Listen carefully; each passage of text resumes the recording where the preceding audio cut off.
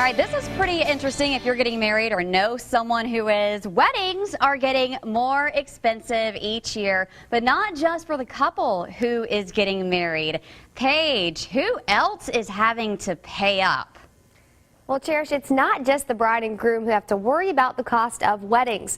Guests are often asked to spend big bucks just for the honor of attending. Here are a few ways guests can save.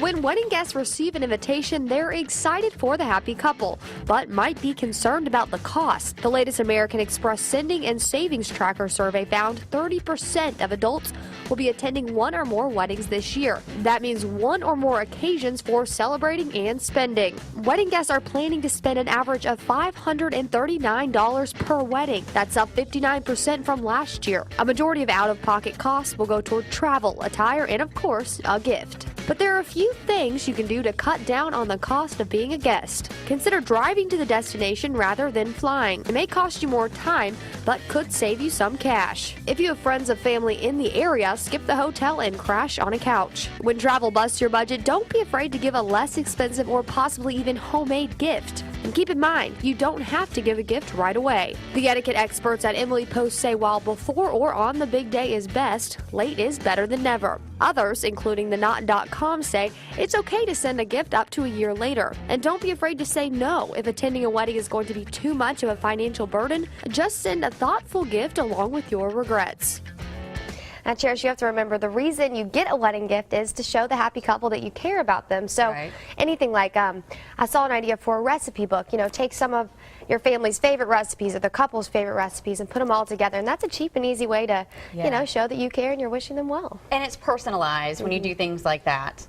I really like that. Some really good ideas. But yes, weddings are getting very expensive. They've always been expensive, but it seems like they're getting more and more expensive. Everyone wants to outdo each other, you know, and have the biggest and the best. That's exactly what I was thinking. It's almost become competitive and stepping away from the real reason a wedding is a wedding. Right. So very good there. Now, before you go, I want to give Paige a little bit of credit because Paige has been working so hard, diligently on something very near and dear to my heart, and I know a lot of your hearts out there. And this is all about the animal cruelty law. So you were just in Montgomery yesterday.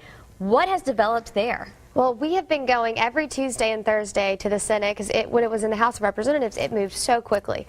But in the Senate, it's just been kind of in limbo. And yesterday around 6 o'clock, finally made it to the floor, passed, and it increases the penalties for animal cruelty. And it's so upsetting, the cases we've seen time and time again of people getting convicted of these crimes and just walking away. Cases that you've seen on Fox 10 News, just horrific things that are done to animals. And yeah, it's like a little slap on the wrist. So now, harsher punishment for these people? Harsher punishment. It also adds, I think the best thing about this law is it changes the way that the animal cruelty law is written. So instead of a prosecutor, instead of having to prove malicious intent, because it's really hard to figure out what's going on in someone's mind, you only have to prove the act is malicious. So, I mean, we see a lot of plea deals in animal cruelty cases just because it's so hard to prosecute.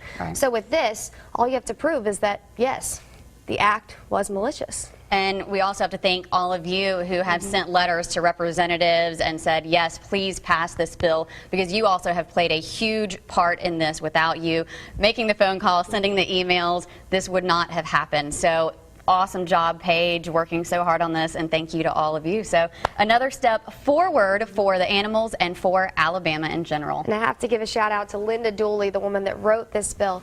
Truly an inspiration. She has a U.S. Animal Law Center. She started all by herself. This is her first bill, but there are many great things to come. Wonderful. That is good news, and thank you, Linda. All right. Wonderful job, Paige. Joe?